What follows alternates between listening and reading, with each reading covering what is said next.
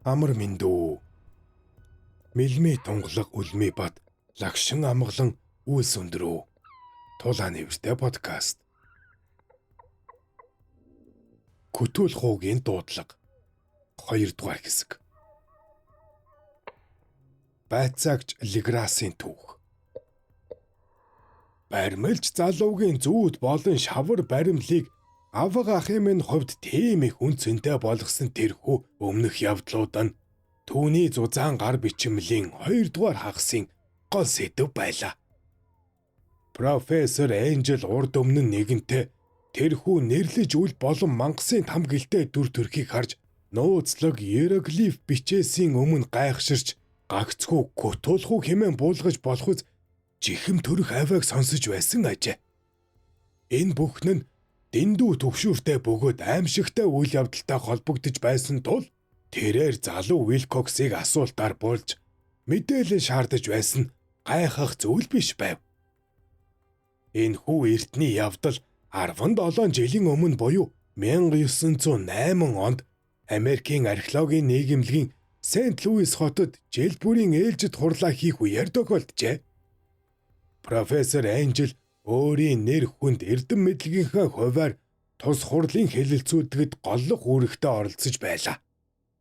Мэргэжлийн төвшин шийдвэрлүүлэх асуудал хариулт нэгсэн онцгой барьсаар ирсэн хөндлөнгийн хүмүүсийн хамгийн түрүүнд ханддаг эрдэмтэн байв. Тэдгээр гадны зочдын дотроос хамгийн гол хүн бөгөөд удалгүй хурлын нийт оролцогчдын анхаарлын төвд орсон хүн бол орон нутгийн их сурвалжаас олж авах боломжгүй тусгай мэдээлэл хайж Нью Орлеансаас зорж ирсэн дунд иргэм насны эгэлжирийн төрхтэй ир байваа. Түүнийг Джон Реймонд Леграс гэх бөгөөд мэргэжлэн цагдаагийн байцаагч ажээ. Тэрээр өөрийнхөө ирсэн зориг болох итгээд сонин жихүүдэс төрөм дэндүү эртний гэмээр чулуун баримлыг бидээ авч явсан бөгөөд түүний гарал үүслийг тогтоох гэж мухартаад байлаа. Байцаагч Леграсын археологийн шинжлэх ухаанд өчүүхэн төдийд сонирхолтой нийгэм байсан гэж төсөөлж болохгүй. Харин ч эсэргээрээ түүний гэгэрэл хайсан хүсэл нь цэвэр мэргэжлийн сонирхлоос үүдэлтэй байв. Тэрхүү жижиг баримл шүтэн эсвэл сахиус нь хэдэн сарын өмнө Нью Орлеансын өмнөд хэсэгт орших намагт ойн дунд вүүдүү шүтлэгтний цуглааныг дайрах үеэр ослогдсон эд байлаа. Тэрхүү шүтэнтэй холбоотой зан үйлүүд нь дэндүү итгээд бөгөөд аимшигтай байсан тул цагдаа нар өөрсдийн оогт мэдэхгүй вүүдүү омгоос ч хавьгүй илүү тамийн шинжтэй нууц шүтлэгтэй нүүр тулснаа ухаарчээ. Баригдсан гişүүдээс эрүүдэн шүүж авсан замбраагүй бөгөөд итгэхийн аргагүй түүхүүдээс өөрөөр түүний гарал үүслийг тогтоох ямар ч боломжгүй байв. Тиймээс цагдаа нар энэхүү аимшигт бэлэгдлийн утгыг тайлж түүгээр дамжуулан уг шүтлэгийн их үүсэл их сурвалжийг мөшөхөд тус болох эртний судлалын мэдлэгийг цөхрөлтгүй хайж байлаа. Байцаагч Леграс өөрийн авчирсан зүйл нь ямар их дуйлаан тарихыг төсөөлөөчгүй байлаа.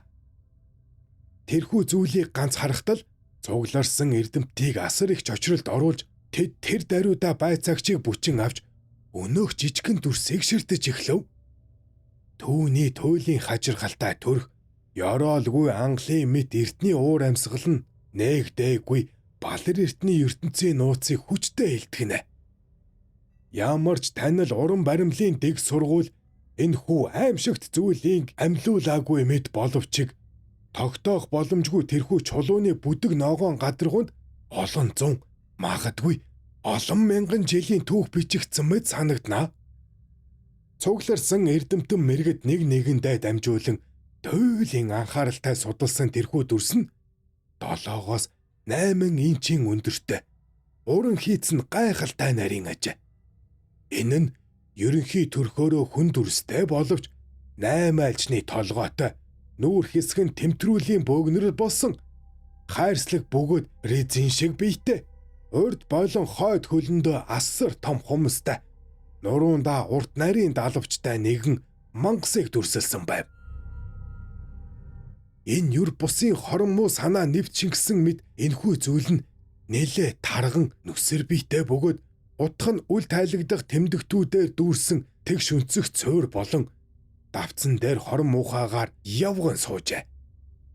Далавчны үзүүрүүд нь суурийн арын ирмэгч хүргэж биеийн төвс хэсэгт байрлах бөгөөд хатирч явган суусан хойд хөлний урт махир хумснууд нь суурийн урд ирмэгээс зууран доош тавцангийн 4-1 хүртэл үргэлжилсэн байв. Толгой нь урагш бүхийсэн нүүрний тэмтрүүлийн үзүүрүүд нь дээш өргөгдсөн өвдгөө тэвэрсэн асар том урт сарвооны урд талыг шүргэнэ. Бүхэлдээ энэхүү дүр төрх хитрхи амьд мэд бөгөөд түүний үүсэл гарвал огт мэдэгдэхгүй байгаа нь цаанаа л нэг жихүүдээс төрүүлэм. Түүний асар их хэмжээшгүй эртний нас нь илэрхий байх боловч хүн төрлөختний соёл иргэншлийн ихэн үеийн эсвэл өөр ямар ч цаг үеийн урлагийн хэв маягтай өчүүхэн төдийч холбоо харагдсангүй. Түүнчлэн түүнийг бүтээсэн материал нь нэгэн нууцлаг юм.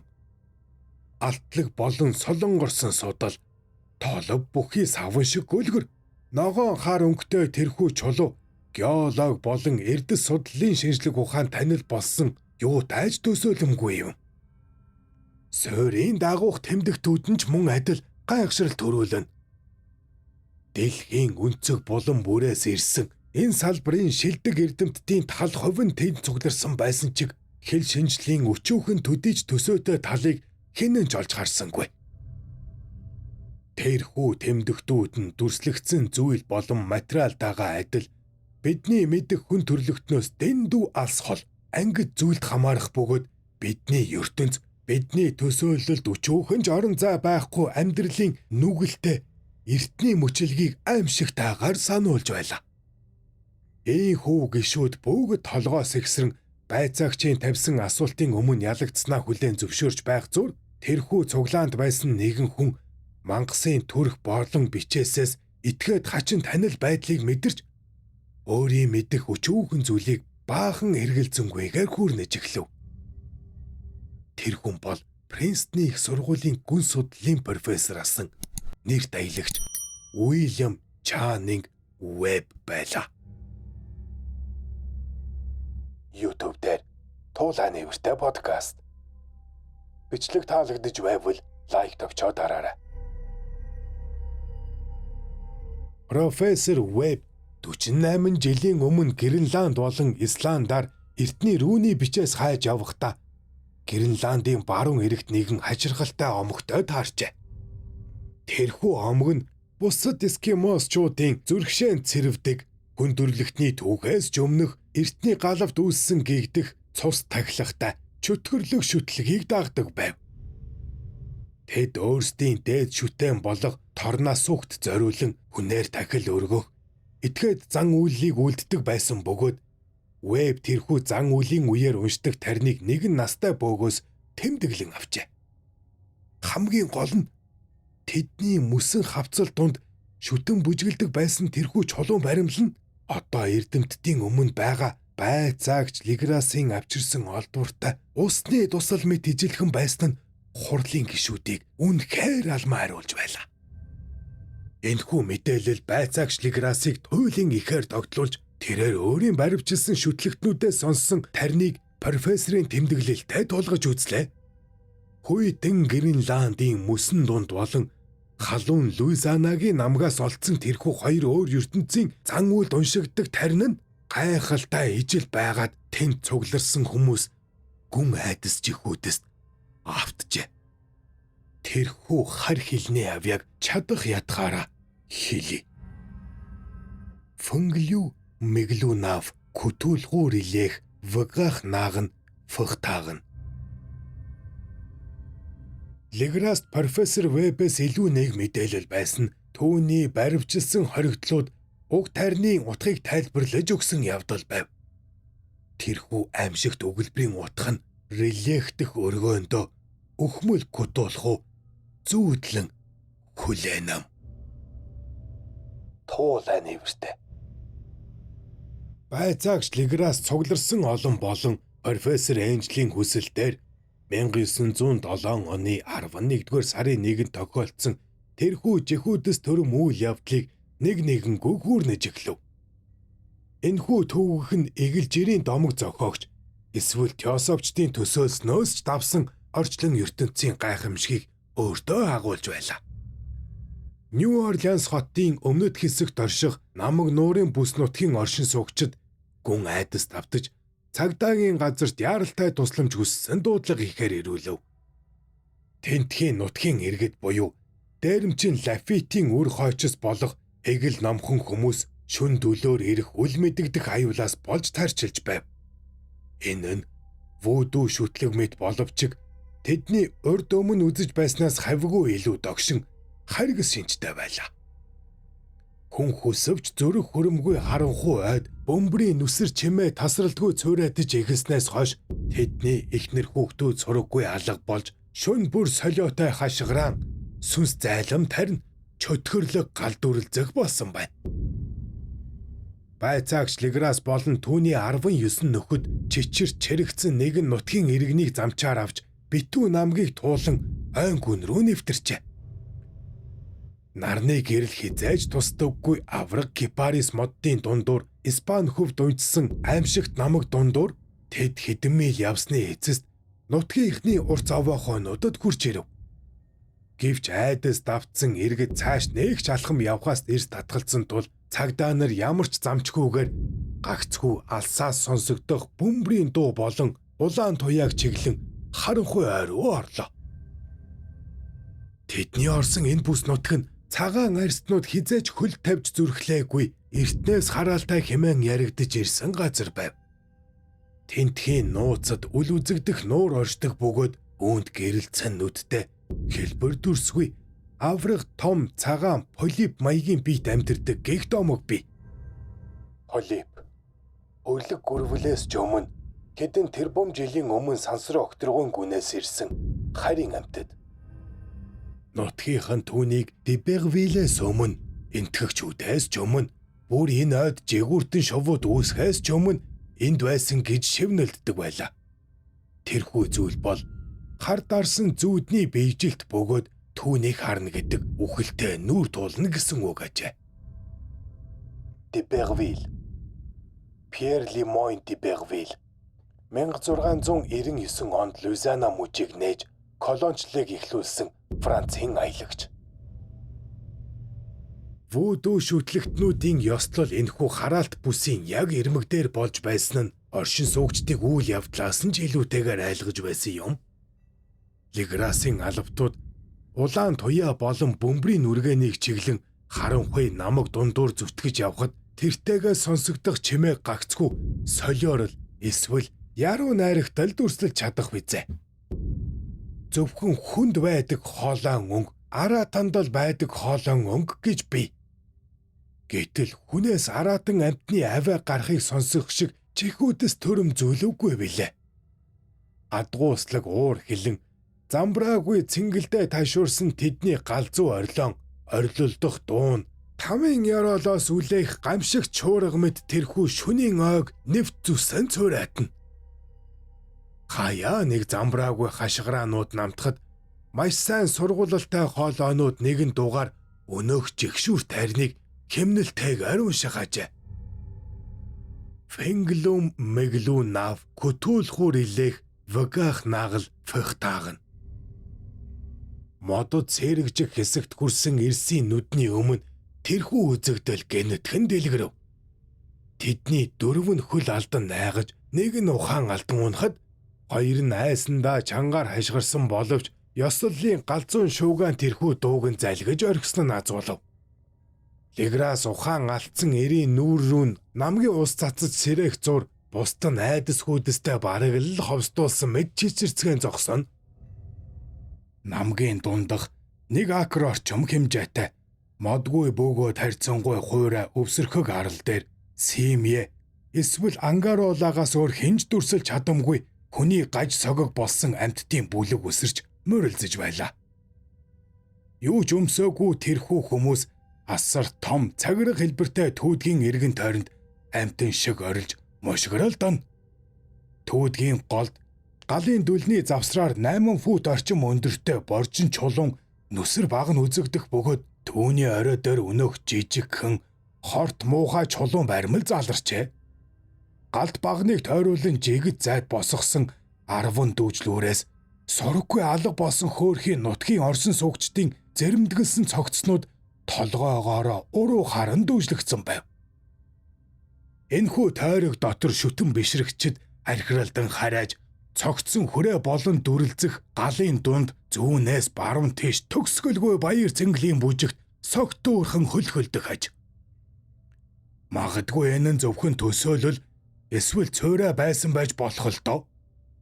Тэдний нэг зочмог зантай Испанир эртний домог хийгээд аимшигын орон болсон ойн гүнээс харанхуй битүү газраас тэрхүү зан үйлийн тарин зориулах мэт аваа сонсогдлоо хэмээн төсөөлжээ.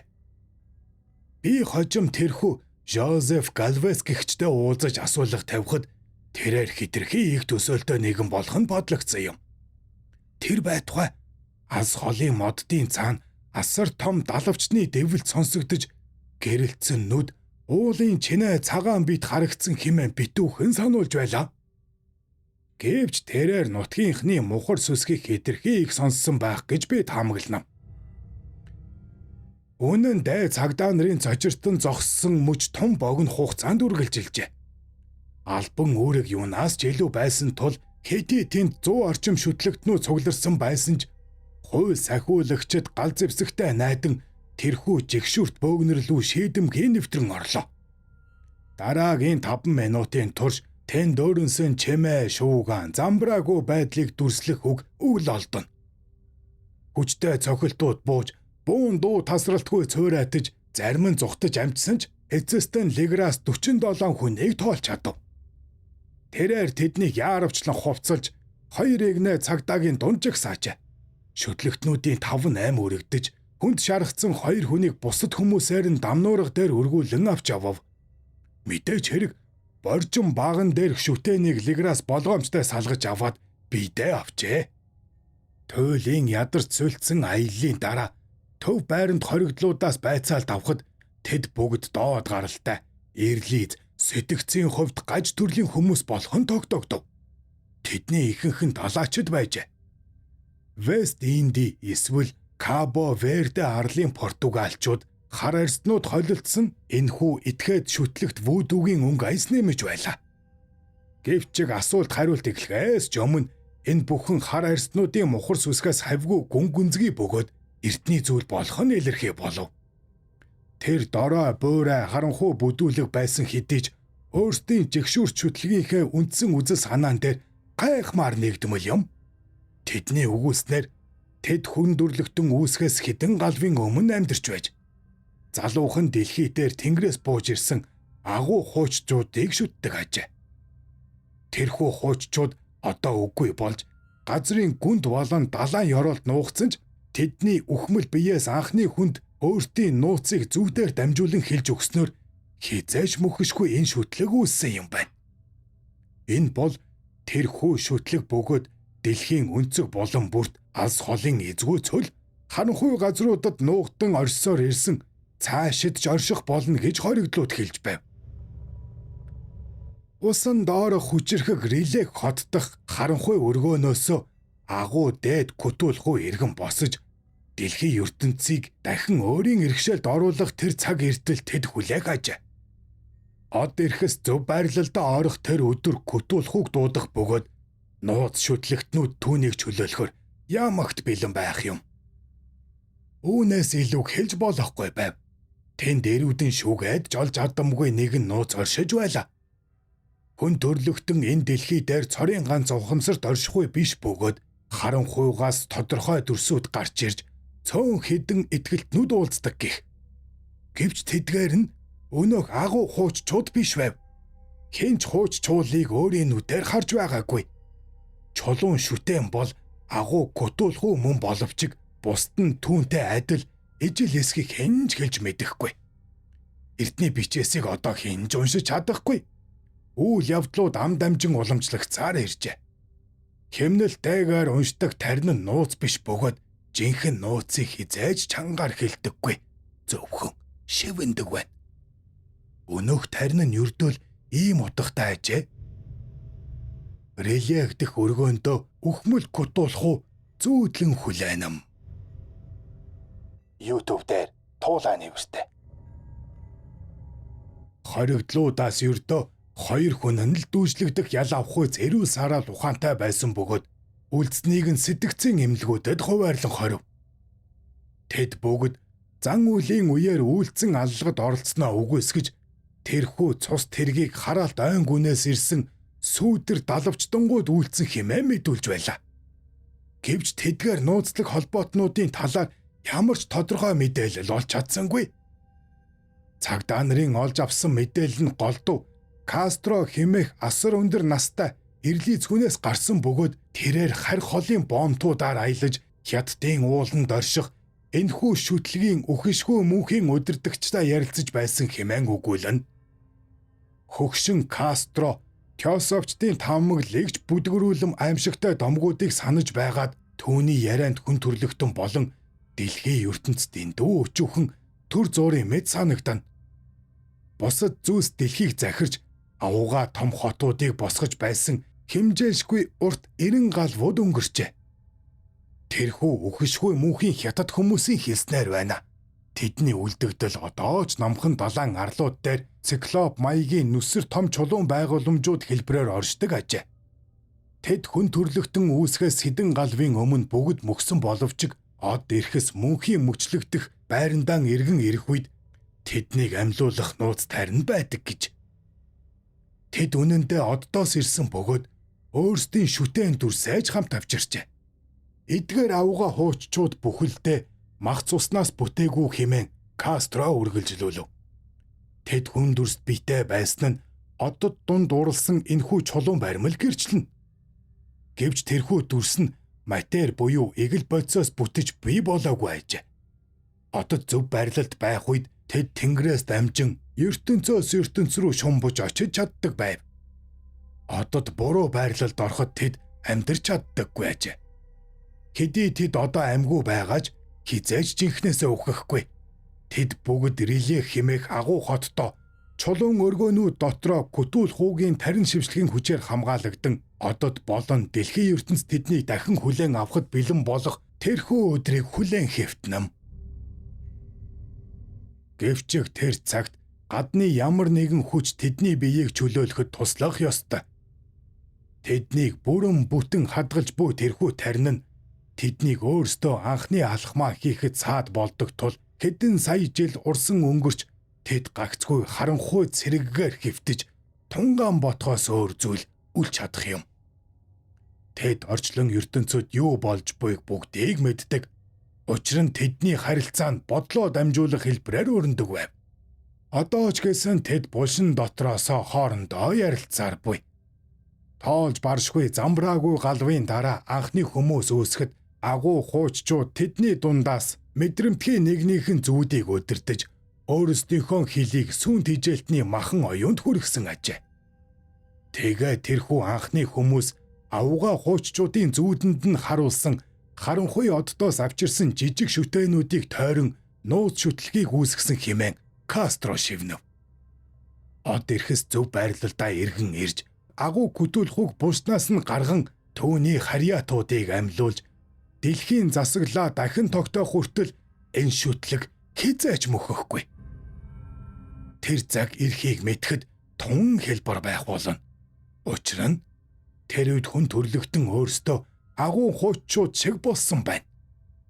Эрх чөлөөтэй, зэрлэг тогшин, сайн муугийн дээгүүр алхан, хууль дүрм ёс суртахууныг үгүй хийж бүгд баяр хөөрөөр орилолдон алж хядаж зугаа цэнгэлд автана.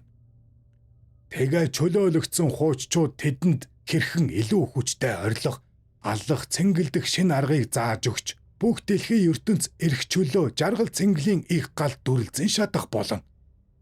Тэр цаг болтол нууц шүтлгийнхэн зохих зан үйлээ үлдэж тэрхүү эртний замуудыг амьд байлгаж тэдний эргэн ирэх зөгнөлийг хадгалж үлдэх ёстой ажээ.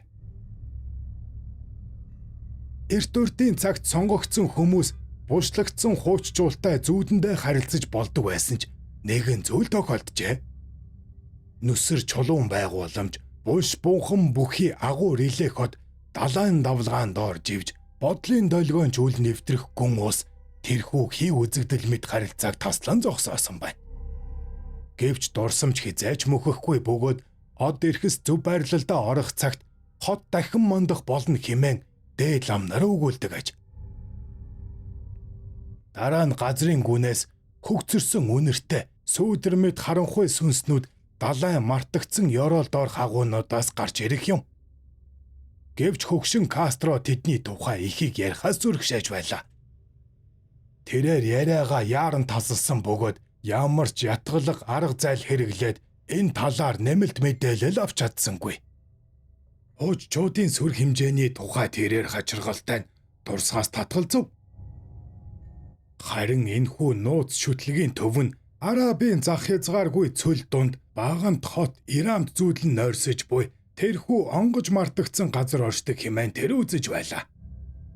Ирам Арабын домогт гардаг маш баян сүрлэг эртний домогт хотын нэр.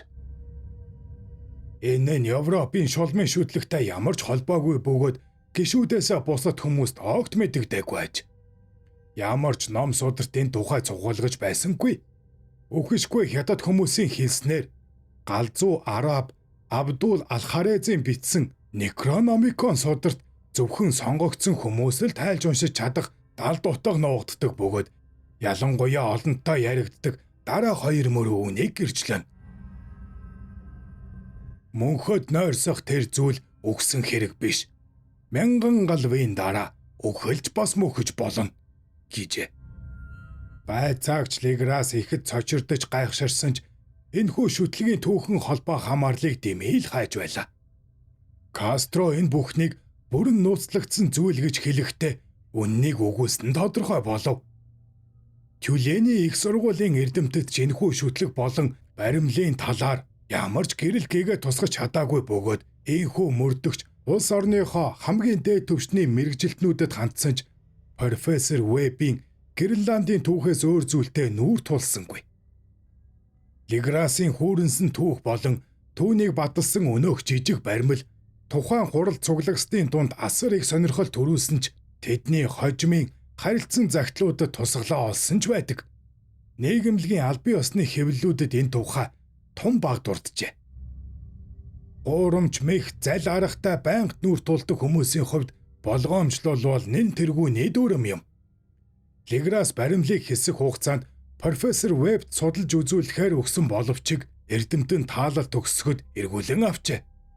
Би саяхан тэрхүү баримлыг өөрийн нүдээр харлаа. Энэ нь үнэхээр жихүүдэс төрөм зүйл юм. Тэр нь залуу Вилкоксын зүүдлэн хийсэн баримлтай усны дусал мэт ижилхэн байсан нь эргэлзээгүй юм. Туулааны үртэй.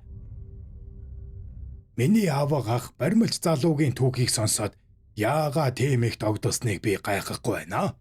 Учир нь Леграсын олж мэдсэн тэрхүү нууц шүтлэгийн талаарх мэдлэгийг Гренландын чөтгөрийн тахилгын хавтан болон намгаас олдсон шүтээний дүрс Йорлиф бичээс бүр Гренландад эскимосчууд болон Луизианагийн эрлийн зүүдийн уншдаг таринаас дор хаяж 3 үгийг зүүдэндээ харж сонссон тэрхүү мэдрэмтгий залуугийн түүхтэй холбон үзэхэд ямар ч хүнд амар бодол төрөх нь гарцаагүй. Профессор Энжел тэр даруй туйлын нарийн нэгт мөрдлөг эхлүүлсэн зүй ёсныг хэрэг байв. Гэвч би хувьдаа залуу Вилкоксыг энэхүү шүтлэгийн талаар ямар нэгэн байдлаар дам яриа сонсцоход хөгшин эрдэмтнийг төөрөгдүүлэх замаар нууцыг улам гүнзгийрүүлж өөртөө ашигтайгаар зүй зохиосон байх гэж сэжиглэж байлаа. Профессорын цуглуулсан зүүдний түүхүүд болон сонины ажилбарууд нь мэдээж хүчтэй баталгаа болж байсан ч миний рацнаа сэтгэлгээ болон энэ бүх сэдвүүдийн хитрхи хийсвэр байдал намайг хамгийн эрүүл гэж бодсон дүгнэлт рүүгээ хөдөлсөн юм. Ингээд би гар бичмлийг дахин нэг талж Теософ болон хүн судлалын тэмдэглүүдийг Леграсын түүхтэй тулгаж судалсныхаа дараа эрдэмтэн настай хүнийг тийм зоригтойгоор мэхэлснийхэн төлөө баримлж залуу зохих зэмлэлийг нь хүртээхээр Провиденс хотыг зорив. Вилкокс Томас гудамжин дах Флюр-де-Лис барилгад ганцаараа амьдарсаар байв. Энэхүү барилга нь 17 дугаар зууны Бретоны архитекторыг дуурайлгасан 17 дугаар зууны колончлын үеийн үзэсгэлэнт байшингуудын дунд онцгүй харагдах Викторийн үеийн дуураймлаас бүтсэн хийцтэй байлаа. Авга ах маань түүнийг өрөөндөө ажиллаж байхад нь очисон бөгөөд тэнд тархсан бүтээлүүдийг нь хармагцаа үүний гоц авьяас үнэхээр гүн гүнзгий юм, бодтой болох юм гэдгийг хүлээн зөвшөөрлөө. Тэрээр хизээ нэгэн цагт Артур Мачаны хүрнэл зохиолоор илэрхийлсэн Кларк Эштон Смитийн шүлэг болон зургаар дүрсэлсэн тэрхүү хар дарсан зүүд уран зөгнөлийг шавраар амьлуулж гантэг чулуунд буулгасан агуу бууралтын үеийн уран бүтээлчдийн нэгээр нэрлэгдэх болно гэдэгт итгэсэн юм. Зүс царайнд баргаар туранхай ядмаг харагдах тэрээр хаалгыг нь тогшход залхуутайгаар эргэн харж суудлаасаач босолгүй юу хүсэж ирснийг нь асуув. Авгыг минь хэн болохыг мэдээд тэрээр баг зэрэг сонирхож эхэллээ. Учир нь миний авгах түүний хачиргалтай зүүднүүдийг судалснараа түүний сонирхлыг ихэд татсан боловч судалгааныхаа жинхэнэ шалтгааныг хизээж тайлбарлаж байгаагүй юм. Харин ухаалаг аргаар түүнийг хариулахыг хичээв. Тун удалгүй түүний чин сэтгэлд бүрэн итгэжээ. Учир нь тэрээр зүүднийхээ тухай хэн ч эргэлзэх аргагүй тийм л хэв маягаар ярьж байлаа. Тэрхүү зүүднүүд болон тэдгээрийн ухамсаргүй үлдэгдэл түүний урлагт асар их нөлөө үзүүлсэн байх бөгөөд тэр надад өөрийн бүтээсэн нэгэн жихүүдэс төрөм хөшөөг үзүүлсэн юм. Тэрхүү хөшөөний хэлбэр дүрс түүний цаанаас мэдрэгдэх харанхуйн уур амьсгал намайг чичиргэж орхив. Тэрээр энэхүү зүйлийн их хувийг зөвхөн өөрийн зүүдэндээ харсан шавар баримлаас өөр хаанч харж байгаагүй бөгөөд түүний гар өөрөө мэдэлгүй энэ дүрсийг амьлуулсан гэж байлаа. Энэ бол түүний дэмэрж байхдаа ярьж байсан өнөөх авраг бит байрсан нь эргэлзээгүй. Авга ахын минь хатуу асуултуудаас үлдсэн зүйлээс өөрөөр тэрээр нуус шүтлэгийн талаар огт юу ч мэдэхгүй юм. Тэгээд би түүнд ийм итгээд сэтгэгдэл хэрхэн төрж болох өөр ямар нэгэн арга замыг дахин хааж эхэллээ. Тэрээр зүүднийхээ тухай хачиргалтай яруу найраг шиг хэв маягаар хүүрнэх хагаад ногоон лаг шаварт баригдсан нүсэр том циклопт хотыг миний нүдэнд дэндүү тод дүрслэн харуулж байлаа. Тэрхүү хотын геометр нь бүхэлдээ буруу гэж тэр хачин байдлаар тодтогч байв. Мөн газрын гүнээс тасралтгүй сонсогдох Күтүүлхүү фихтаагн хэмээх хагас ухамсарт дуудлагыг би өөрийн ирэхгүй хүлээн сонсох шиг болсон юм. Эдгээр үгс нь релехдэх чулуун бунханда өхмөл Күтүүлхүү зүүдлэн хүлээн суугаа тухай өгүүлдэг өнөөх аимшиг зан үйлсийн хэсэг байлаа. Миний рационал үзэл баримтлал хэдий хүчтэй байсан ч сэтгэл минь гүнээ хөдлөв. Уилкокс энэ шүтлэгийн тухай хаа нэгтээ санамсаргүй сонсцоход өөрийн итгээд хачин уншлага төсөөлөл дундаа мартаж орхисон байх гэдэгт би итгэлтэй байлаа. Хожим тэрхүү дурсамж нь дэндүү хүчтэй байсан тул зүүд баримл болон миний одоо харж буй энэхүү аимшигт хөшөө хэлбэрээр далд ухамсартай нийлэрсэн биз. Энэ залуу надад хизээж таалагдхааргүй жаахан маягтай бүдүүлэг нэгэн байсан ч түүний авиас бэлэг болон үнэн шудраг занг нь би хүлээн зөвшөөрөв. Бид найрсаг салцгаасан бөгөөд түүний авиас чадварт нь амжилт хүссэн юм. Гэвч өнөөх нууц шүтлэгийн асуудал намайг сорнзон метацаар байлаа. Түүний гарал үүсэл холбоо хамаарлыг судалснаар би өөрөө алдар нэрт хүрч магадгүй гэж заримдаа төсөөлдөг болов. Нью Орлеанс руу явж Лиграс болон тухайн үеийн дайралтад оролцсон бусад хүмүүстэй уулзаж аимшиг шүтэнийг нь үзэж амьд үлдсэн хоригдлуудаас хүртэл асуулга авсан юм. Харамсалтай нь хөгшин Кастро хэдэн жилийн өмнө нас баржээ. Миний биечлэн сонссон зүйл авга ахын минь бичсэн тэмдэглэлүүдийн дэлгэрэнгүй баталгаа төдий байсан чиг намайг дахин ихээр догтлуулав. Учир нь байна. Би үнэхээр бодит маш нууцлаг агаад балар эртний шашны мөрөөр орсондоо итгэлтэй байлаа. Миний хандлага тухайн үед туйлын материалист хэвээр байсан ч профессор Энжлийн цуглуулсан зүүдний тэмдэглэл, сонингийн хайчилбарууд тэрхүү юр бусын давхцлыг би зүгээр л нэг тохиолдол хэмээн үл тоож байна. Гэвч миний сэжиглэж эхэлсэн Одоо бол бүр мэддэг болсон нэг зүйл бол авга ах эмээ нөхөл ердийн зүйл огт биш байсан явдал юм. Тэрээр гадаадын эрлийн зүйд олноороо цугларсан эртний бомтоос дээш өсөх нарийн гудамжинд нэгэн хар арьс далаачнд санамсаргүй түлхүүлснийхаа дараа унаж нас барсан явдал билээ. Луизиана дахь шүтлэгийн гишүүд далаачид болон эрлийн зүйд байсныг би мартаагүй.